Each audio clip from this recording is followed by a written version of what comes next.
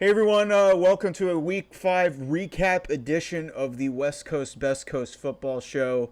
I'm Mike Mayer here on the Off the Mic Sports Network. Man, what a week. What a week for West Coast football. We're going to start off the show a little bit differently because this was not just a amazing week on the West Coast. It was an amazing week across college football. And there are some ties to former Pac-12 affiliated coaches and players involved in some of the biggest and most noteworthy outcomes this weekend. So let's start off with that.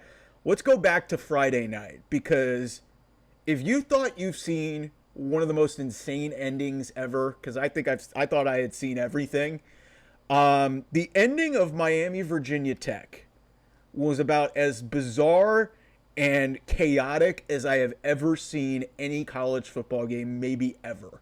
Because this was basically the Fail Mary in reverse.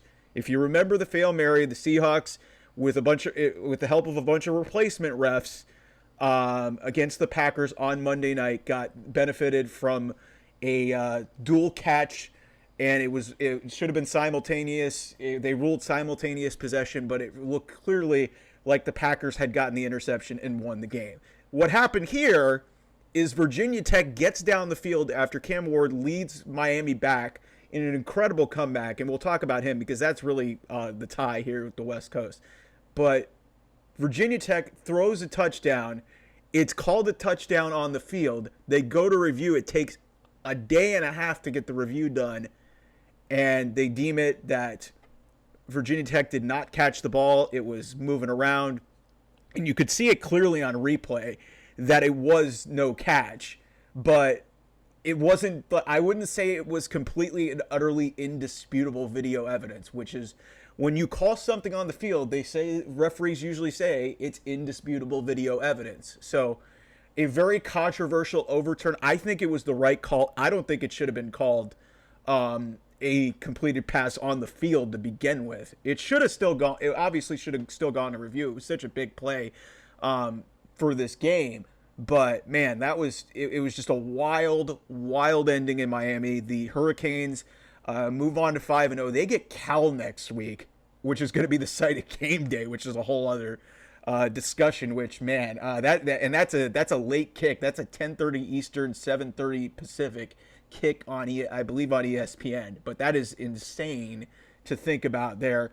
But Cam Ward, what can be said? This guy has been on another level. I saw him with the raw ability at Washington State. He can be kind of erratic. You saw it in this game, but he had 5 total touchdowns, 1 rushing, 4 passing, 2 interceptions, and one of them was really bad in the red zone. But 24-38, 343 yards, 5 total touchdowns. He had that rushing touchdown. Damian Martinez, he's there. I wish they would utilize him a lot more. He only had 14 carries for 60 yards. Yeah, this was an all-timer of a finish. I've never seen anything quite like that, because at one point Miami thought they won the game, then Virginia Tech thought they won the game, then they called it a touchdown on the field, then they go to review, they reveal it that it was not a catch, and Miami wins the game. That's just as bizarre and as chaotic of a game as you're going to find. And then Saturday night happened, probably the game of the year, and it's going to be really hard to top. Alabama and Georgia, number 2 versus number 4. Whenever these two get together, it's always a heavyweight fight. Early on in this game, it did not look like that. 28-0 Alabama, and it was just a mauling early on in this game, and then somehow, some way, Georgia comes back, gets the lead in the last 2.5 minutes of this game, and then on the very next play, Jalen Milroe just heaves one up to Ryan Williams, the 17-year-old true freshman, who just dances around a couple dudes and just gets into the end zone. And Carson Beck throws the pick at the end. Holy crap, what a fucking game this was. What a fucking game this was. And I need to say this about Kalen DeBoer, because Kalen DeBoer, for those of you who don't understand just how good Kalen DeBoer has been in his career so far, Kalen DeBoer for Alabama with this win tonight, he is now 30-3. Kalen DeBoer, I repeat, is 30-3 as a Power 5 head coach. That's a Power 5 or 4 or Power Conference head coach. He is 108-12 as a collegiate head coach. 12 losses. He's got 12 losses in his career. Like, let me say this again. Like, this, it's unfathomable.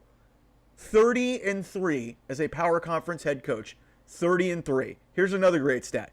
Combined 6-0 against Kirby Smart, Dan Lanning, and Steve Sarkisian. Thanks to Shahan Jayaraja of CBS Sports for providing that stat, because that was just, it blew my mind. 108-12. I covered this guy when he was at Washington, and he is as good as there is. And, you know, I wasn't thrilled, and I know a lot of people at Washington weren't thrilled that he left for Alabama. But it's amazing that this guy was like their third or fourth choice, because this guy should have been their first choice. And they should be so glad that they got this guy, because the train's going to keep rolling. The tide's going to keep rolling at Alabama with this guy in charge. He knows offense. He is an unbelievable head coach. Like I said, 12 losses as a head coach. He's lost once. He's lost once in the last calendar year. He's lost once in the last calendar year. He went undefeated at Washington and then loses in the national championship game, and that is the last time he has lost. And if he can navigate the schedule in the SEC, and I don't have their schedule in front of me, I think they have Oklahoma late in the season, Alabama is going to be a problem in the playoff, and this is one of the favorites to win the national championship. And the reason why I am spending so much time talking about this on the West Coast Best Coast Football Show is because Kalen DeBoer, I knew this guy was great when he was at Fresno State. Actually, he coached Fresno State in a game against UCLA, and they had Jake Haener at quarterback, and they kept coming and coming and coming. And I saw greatness in this guy and his ability to draw up plays and just mess up defenses. And then he does it at Washington for 2 seasons, including an undefeated regular season and a CFP championship game appearance.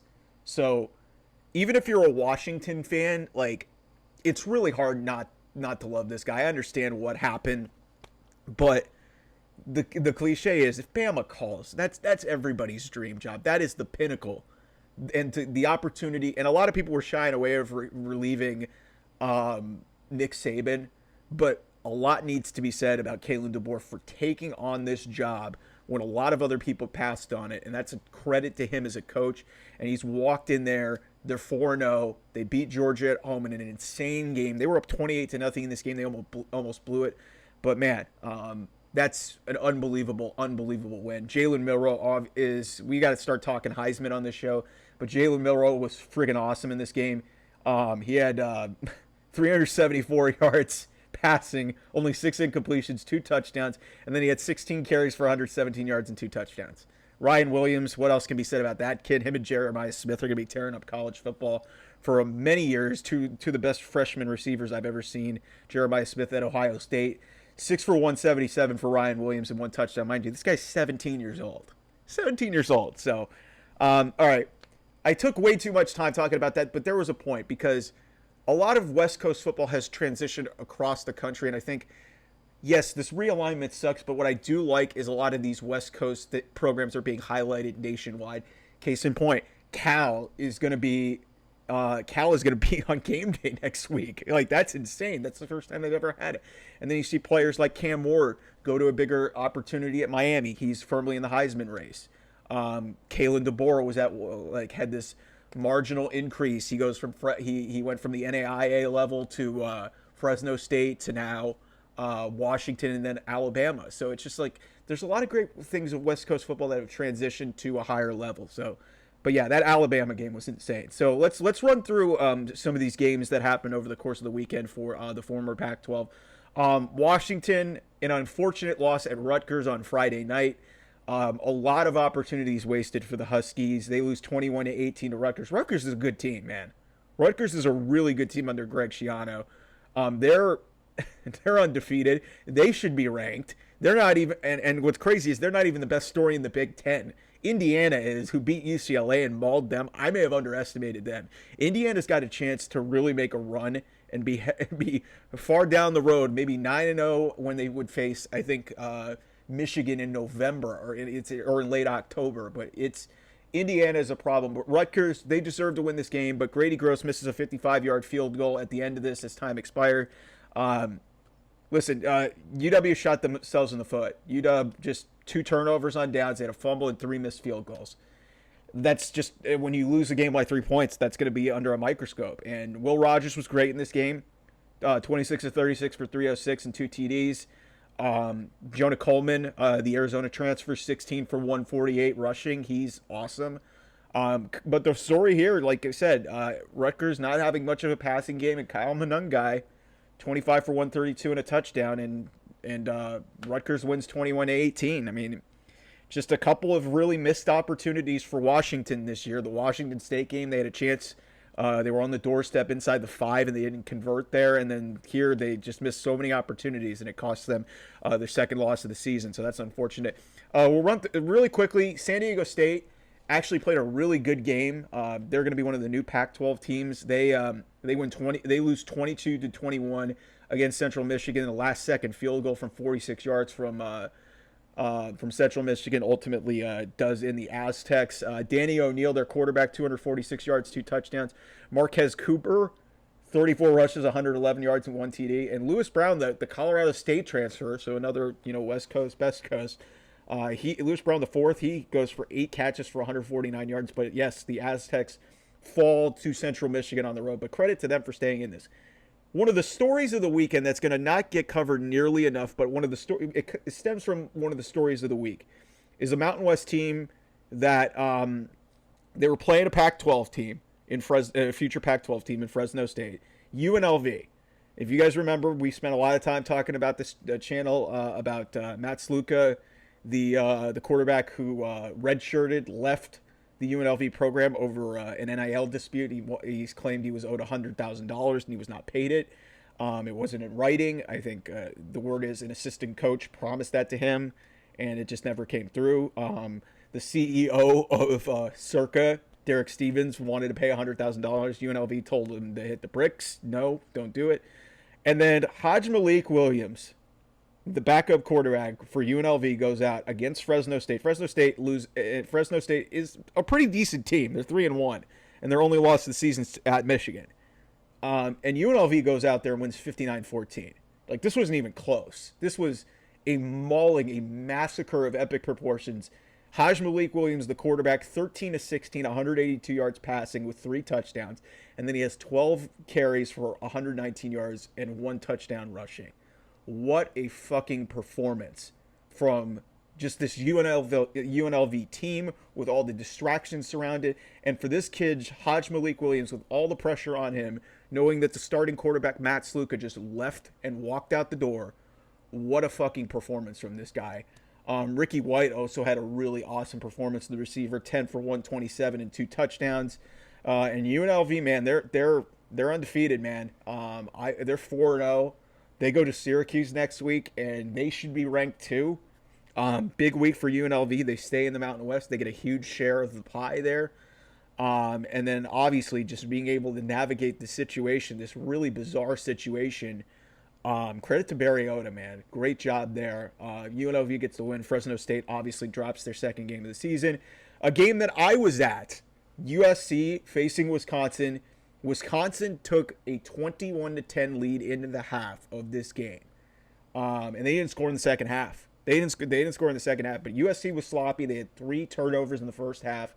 A lot of special teams issues. Zachariah Branch allowed a punt to drop and run 30 yards almost and get down at the 1. But what this came down to, USC's defense showed up in the second half, and Miller Moss has been fantastic this season in the face of a lot of pressure. He's taken some hits. He had a couple of great touchdown throws to Jacoby Lane. So Miller Moss had 308 yards passing, 3 touchdowns, and 1 interception. He had an incredible rushing touchdown on a zone read where he breaks a tackle, spins out of a tackle, and scores on a 4th down that really could have turned the tide of this game. That really kind of sealed it. Jacoby Lane was amazing. Had some really great catches in this game. 10 for 105, 2 TDs. Woody Marks great on the ground, 19 for 63. But yeah, the Trojans, man, listen, they've had some slow starts, but man, their defense, again, this is just one of the stories of the year that may not get as reported, is just how much more improved the USC defense is. They had some issues in the first half, but they gave up 21 in the first half. They outscore Wisconsin 28-0 in the second half.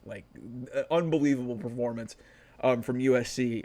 I believe they go to Minnesota next week, so that's going to be interesting to see how that goes, because Minnesota's going to be pissed off because they got screwed on an offside call on an onside kick that was not really that. So credit to USC. They get a big win, bouncing back from that demoralizing defeat against Michigan on the road.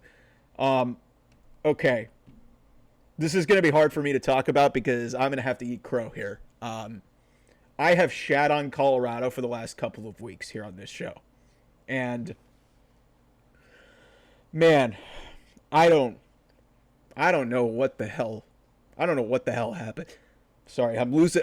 This is causing my allergies, man. I'm allergic to this. It's unbelievable. I mean, Colorado goes to UCF. Was a double-digit 2-touchdown underdog, I believe, at Orlando. Big noon kickoffs there. Brandon Marshall's there. Everybody's going crazy in the stadium. I saw a 2017 national championship thing, which I still think is bullshit. I mean, you guys didn't win the national championship. Everybody's going crazy. And Colorado walks into UCF. KJ Jefferson's a really good quarterback. And Colorado just goes in and obliterates Central Florida, UCF. 48-21. Shedeur Sanders was awesome in this game. 28-35, 290, 3 touchdowns and an interception. Travis Hunter, 9 for 89 receiving, 1 touchdown there. He also had an amazing interception on defense where he struck the Heisman pose.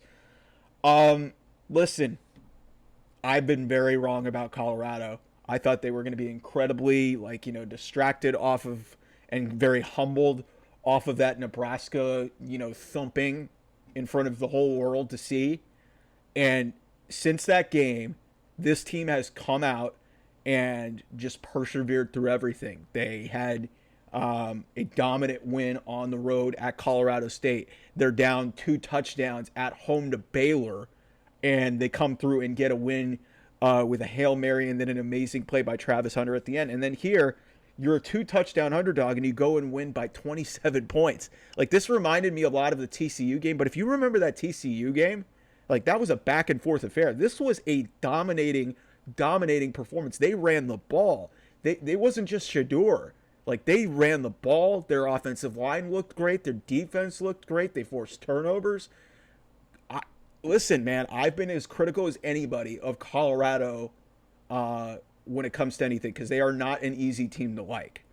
But I will give credit where credit is due. This team earned the 4-1 record that they have. They get Kansas State at home next week. If Colorado wins that game, we need to start having a conversation about this team potentially winning the Big 12 and going to the playoff.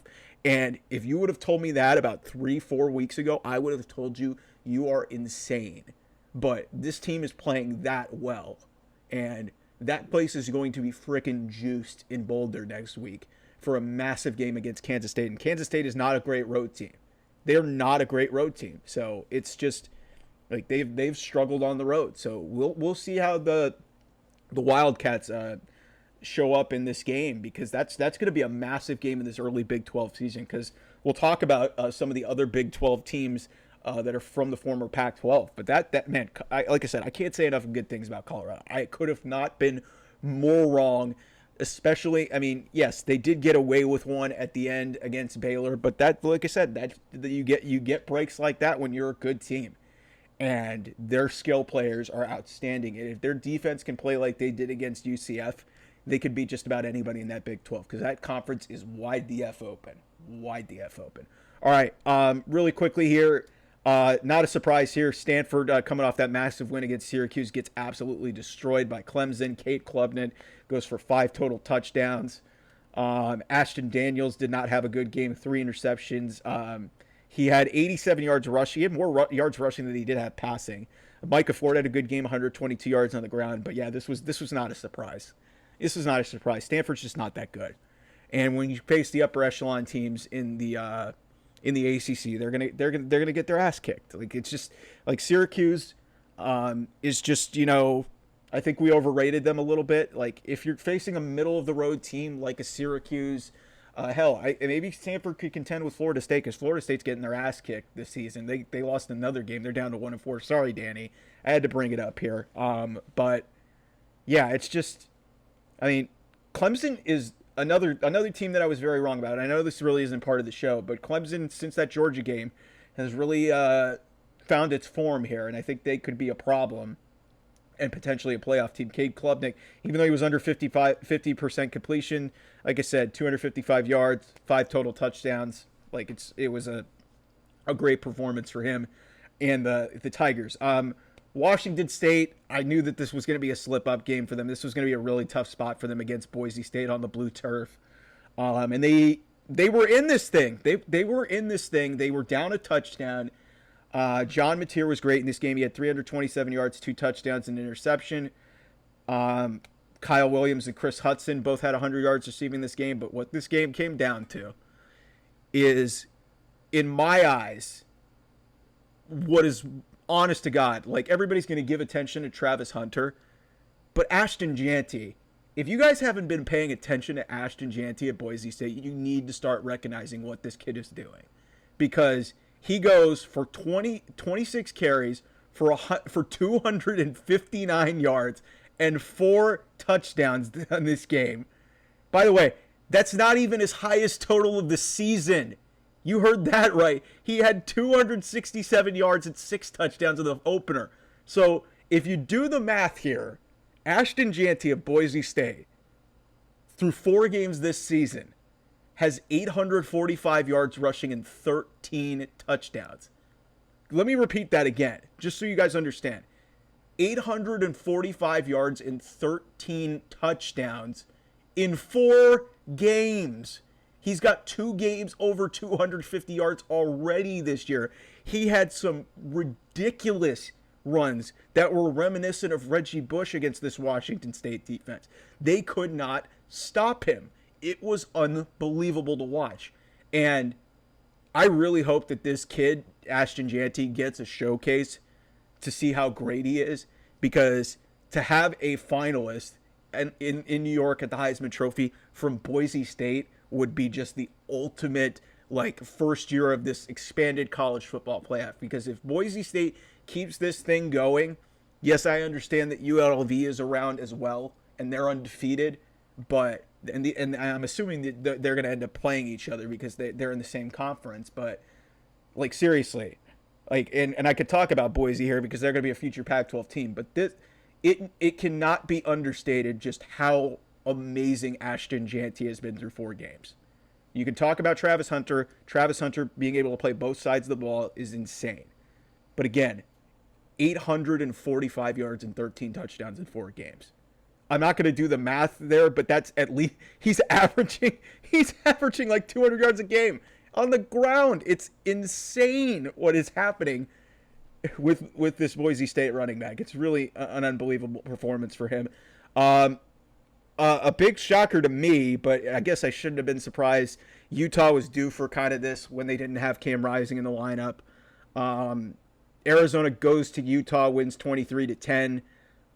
Yeah, this was rough for the Utes. They only get 1 touchdown. Isaac Wilson was not good in this game. It just didn't pan out. And I got to give credit to Noah Fafita, man. This guy took a couple of big hits. They were real in there at the end of this thing. It was 16-10. And Noah Fafita on a 3rd down just gets absolutely walloped and hits a mammoth throw down the middle of the field for a 1st down. And then Keon Burnett, on a rollout play, he hits Keon Burnett for a touchdown. Keon Burnett had 5 catches, 76 yards, and a touchdown. Tyler Loop kicks 3 field goals. He was a machine for this team. And the Utes just couldn't. It's like last year, man. Like, it's like last year with Utah. They can't score. When Cam Rising is not there, it is really hard for them to manufacture points when they're playing a good defense. Cam Rising, I think we may have overrated this Utah team, and maybe that Oklahoma State win isn't as valuable as it once was, considering Oklahoma State Oklahoma State lost to Kansas State today. So I just listen, like this Big 12, as I said, when it came to Colorado, is wide the F open. And Arizona, if you remember, Arizona, that game against Kansas State did not count against the Big 12 standings. Just remember that. Arizona is very much in the mix here to win the Big 12. They have got the horses to do it. They've got a great defense. Their coach, I love Brent Brennan. That quarterback is amazing. Tetairoa McMillan didn't have the statistics in this game. He almost reeled in a one-handed catch. He's one of the best receivers in America. And I think people have kind of forgotten about that. Everybody kind of just forgot about Arizona. They had that clunker on Friday night a couple weeks ago. They go on a bye. They go to Utah. Nobody gives them a chance. And, hey, here they are. They win this game. Credit to them. And then the nightcap, this wasn't much of a surprise. Oregon just clobbers UCLA 34-13. A late 11 p.m. Eastern, 8 p.m. Pacific kickoff, man. They didn't even kick off games like this at 8 p.m. Pacific out here when they were in the Pac-12. So I don't know, man. That was an interesting choice to put Oregon on this late because Oregon's a top 10 team. But Dylan Gabriel looks like a potential Heisman contender, but that field is getting really crowded. He's going to have to start having some performances and standing out. But 280 yards, 3 touchdowns, and an interception. Jordan James had a really good game, 103 yards rushing and a touchdown. Tez Johnson, 11 for 121 receiving and 2 touchdowns. And just UCLA, what this comes down to, man, is they're just not good. They're just not talented enough, and they are not going to be good against very good teams. They're not going to be able to compete against very good teams. I mean, as an offense, 172 total yards, 11 first downs, and 2 turnovers. You're not beating the upper echelons of teams in the Big Ten. This is one of the worst teams in the Big Ten. It's unfortunate, but it's like this is what happens when you change your coach that late in the game. You're not able to measure up against some of these upper echelon teams in the Big Ten. Indiana was clearly a measuring stick game for them. Indiana just rose to the occasion. They're a really, really good team. Oregon goes in there, clobbers them, beats them by 3 touchdowns. And guess what? Congratulations, UCLA. You're going to be on Big Noon kickoff, but you're facing Penn State next week. And Penn State did not play their best game against Illinois this week. They did get a win, but Penn State is one of the 10 best teams in the country and one of the best teams in the Big Ten. UCLA is in for a really rough season here. Like it's not going to get it's going to get worse before it gets better.